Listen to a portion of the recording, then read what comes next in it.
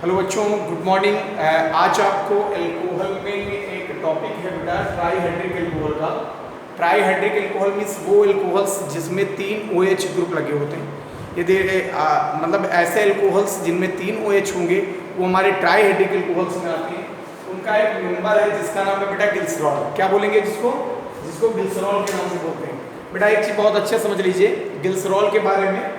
Glycerol is the example of trihydric alcohols. Trihydric alcohol का मतलब ये हुआ, यदि सिंपल वे में इसका फार्मूला देखते हैं तो CH2OH हो जाएगा, सिंगल बॉन्ड CHOH हो जाएगा और ये बना लेगा बेटा यहाँ पे CH2OH।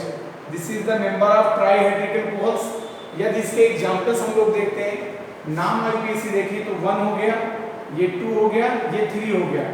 यदि नाम लिखना चाहें तो 1 2 3 ट्राई प्रोपेनॉल बोलते हैं। 1 2 3 ट्राई प्रोपेनॉल। क्लियर हो गया। ट्राई प्रोपेनॉल के नाम से जानते हैं और इसको कॉमनली तो नोन एज ग्लिसरॉल के नाम से जानते हैं, ग्लिसरॉल बोलते हैं, या इसको बेटा ट्राई या ग्लिसरीन के नाम से भी जाना जाता है। ग्लिसरीन भी जानते होंगे तुम लोग, बहुत ही कॉमन है, टेस्ट पे यूज किया जाता है।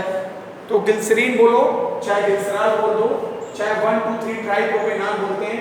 This is the member of trihydric alcohols. बहुत इंपॉर्टेंट है।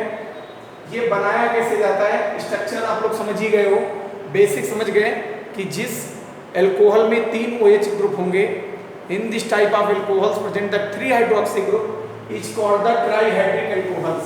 It is the member of trihydric alcohols. Trihydric मतलब जिनमें 3 हाइड्रोक्सी ग्रुप, ट्राईहाइड्रिक एल्कोहल्स इसको बोलते हैं।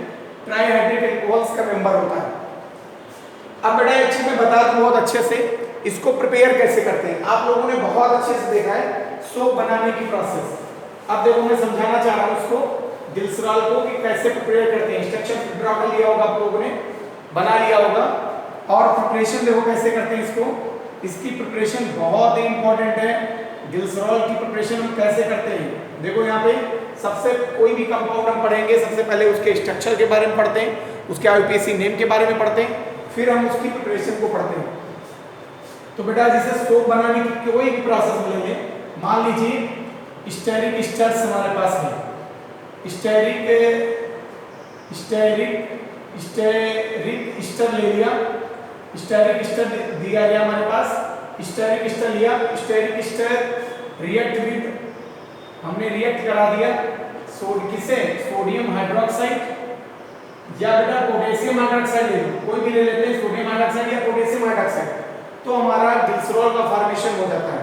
स्टेरिक स्टर का मतलब क्या हो गया, CH2 COO C17H35। क्लियर हो गया। दूसरा हो गया CH COO C17H35, फिर हुआ CH2 COO C17H35। क्लियर हो गया। इसकी रिएक्शन करा दें हम, प्लस का 3 मोल ले लिया NaOH के साथ, जैसे 3 मोल NaOH के साथ करा देंगे, जैसे कराएंगे ये तुरंत बना लेगा C17H35 COONA। क्लियर हो गया। सोडियम स्टीरेट बना लिया, स्टीरेट, और प्लस क्या बना लेगा, देखिए यहाँ पे OH था, इतना फार्मूला निकल गया, यहाँ पे भी इतना निकला, यहाँ पे भी इतना निकला, तो ये CH2 प्लस का बचा, CH प्लस का, CH2 प्लस का, 3 OH माइनस के थे, ये बना लिया CH2OH, सिंगल बॉन्ड CHOH बच्चा आ रहा होगा बाद में, और ये बना लेगा CH2OH। तो this is the preparation of glycerol. तो चाहे स्टेरिक स्टर से हम ग्लिसरॉल बना ले, चाहे पामिटिक स्टर से बना लिया करोगे, या ओलिव स्टर से बना लेते हैं, तीनों प्रिपरेशन। और ये बनाने की प्रोसेस जो कहलाती है, ये कहलाती है सपोनिफिकेशन। मतलब बहुत अच्छे से आप लोगों ने सुना होगा, साबुनीकरण पे टिप्पणी भी आ जाती है, साबुनीकरण। तो बेटा कोई जरूरी नहीं कि ग्लिसरॉल के नाम से ही पूछा जाए, सपोनिफिकेशन भी पूछ लिया तो भी हम सोप बनाने की प्रोसेस कर लिए और ग्लिसरॉल को बना लिए। तो हो सकता है ग्लिसरॉल बनाने की एक ही प्रोसेस है, बहुत सारी ग्लिसरॉल बनाने की प्रोसेस होती है, उनसे हम ग्लिसरॉल का फॉर्मेशन कर लेते हैं। क्लियर हो गया? पिक ले लीजिए आप लोग, ले लिया। अब देखिए यहाँ पे एक तो सोप बनाने की ये प्रोसेस हो गई, दूसरी प्रोसेस देखिए आप लोग, एक ये साबुन बनाने की विधि हुई, दूसरी देखिए यदि हम पामिटिक ईस्टर से बना दें, पाम ऑयल से, पामिटिक ईस्टर से बनाए, पामिटिक ईस्टर से बना ले, ईस्टर इसको रिएक्ट करा दें किसके साथ, रिएक्ट विद सोडियम हाइड्रोक्साइड या बच्चा पोटेशियम हाइड्रोक्साइड, सोडियम हाइड्रोक्साइड या पोटेशियम हाइड्रोक्साइड ले लें, इससे रिएक्ट करा दें तो पामिटिक ईस्टर का मतलब क्या हो गया, CH2 COO C15H31। क्लियर हो गया? फिर ये हो गया CH COO C15H31, फिर क्या हुआ CH2 COO C15H31। क्लियर हो गया? अब इसकी रिएक्शन करा दो किसके साथ, प्लस 3 मोल NaOH के साथ, ये पामिटिक हो गया। अब पामिटिक ईस्टर से जैसे कराएंगे भाई, ये बना लेगा CH2OH, ग्लिसरॉल तो बनना है, CHOH बना लेगा, और ये बना लिया CH2OH। क्लियर हो गया? तो मींस ग्लिसरॉल का फॉर्मेशन हो गया, ग्लिसरॉल बना लिया, और प्लस, अब देखो प्लस में क्या बन गया, यहीं से ये पूरा बॉन्ड टूटता है तो ये प्लस में सारे जाते हैं और ये सब माइनस में चले जाते हैं, तीनों ईस्टर। तो यहाँ से ये भी टूटता है, यहाँ से ये भी टूटता है, तो C15H31 देखो क्या बना, C15H31 COONA, सोडियम पामिटेट, 3 मोल बना लेगा। ये भी हमारा सोप है, ठीक है। सोप में भी बहुत सारी क्वालिटियां होती हैं, उनके बेस पर ये सारे सोप बने हुए हैं। ये सोडियम पामिटेट बोलेंगे, क्या बोला जाएगा इसको, सोडियम पामिटेट। क्लियर हो गया? सोडियम पामिटेट का फॉर्मेशन हो गया। यहाँ पे आप लोग पिक ले लीजिए, इसकी भी दो तरीके से प्रिपरेशन आप लोग सीख गए ग्लिसरॉल का। थर्ड प्रिपरेशन देखिए, नोट कर लिया, थर्ड प्रिपरेशन दिखाते हैं आपको। थर्ड प्रिपरेशन देखिए आप लोग, जैसे मान लीजिए हमारे पास दिया गया है ओलिक ईस्टर, ओलिक ईस्टर ले लिया, ओलिक ईस्टर लिया, इसको रिएक्ट करा दिया, oleic ester react with sodium hydroxide या potassium hydroxide, then formation of the glycerol.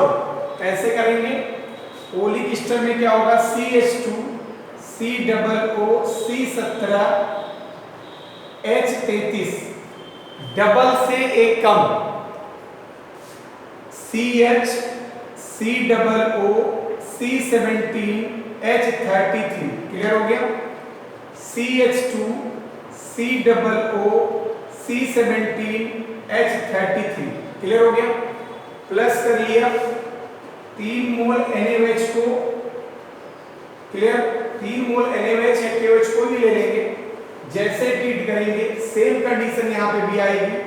ये हमारा ओलिक ईस्टर था, ओलिक ईस्टर था, जैसे करा देंगे CH2OH बनाएगा, CHOH बना लेगा, और बच्चा CH2OH बना देगा, मतलब ग्लिसरॉल का फॉर्मेशन हो गया।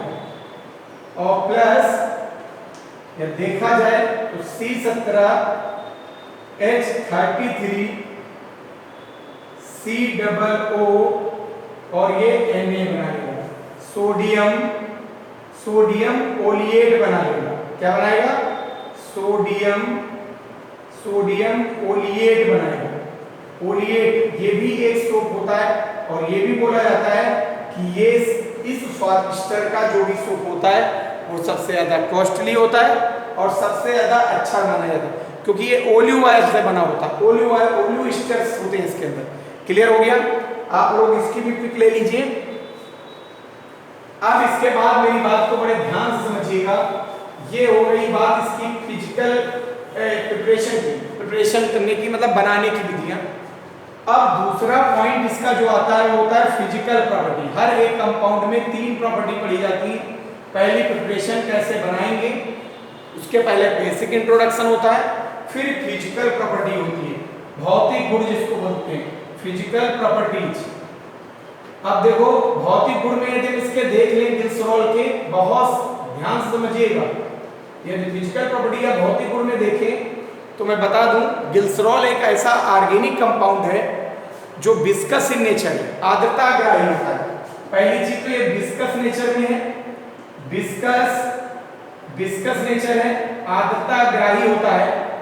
क्या बोलते हैं इसको, आर्द्रताग्राही होता है, डेंसिटी ज्यादा होती है कंपेयर द वाटर, वाटर से डेंसिटी ज्यादा होती है।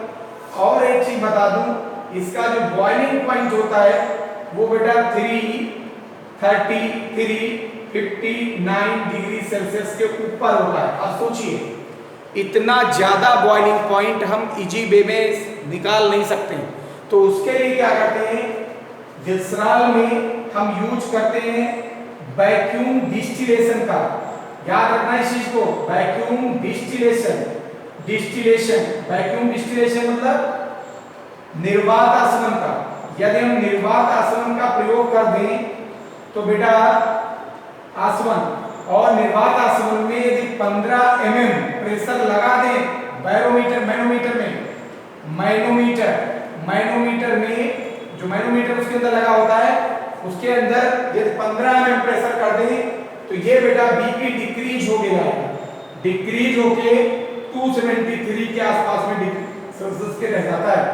तो कुल मिलाकर हम ये कह सकते हैं ग्लिसरॉल का बॉइलिंग पॉइंट बहुत ज्यादा होता है। इसके बॉइलिंग पॉइंट को आसानी से ज्ञात नहीं किया जा सकता, इजी वे में हम निकाल नहीं सकते हैं।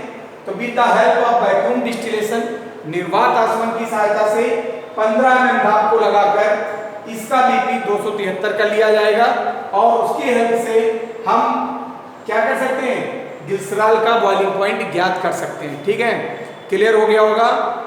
इसके बाद नेक्स्ट जो वीडियो आपको मिलेगा ग्लिसरॉल की केमिकल प्रॉपर्टीज, ठीक है, और ये टॉपिक कंप्लीट हो जाएगा। Thank you.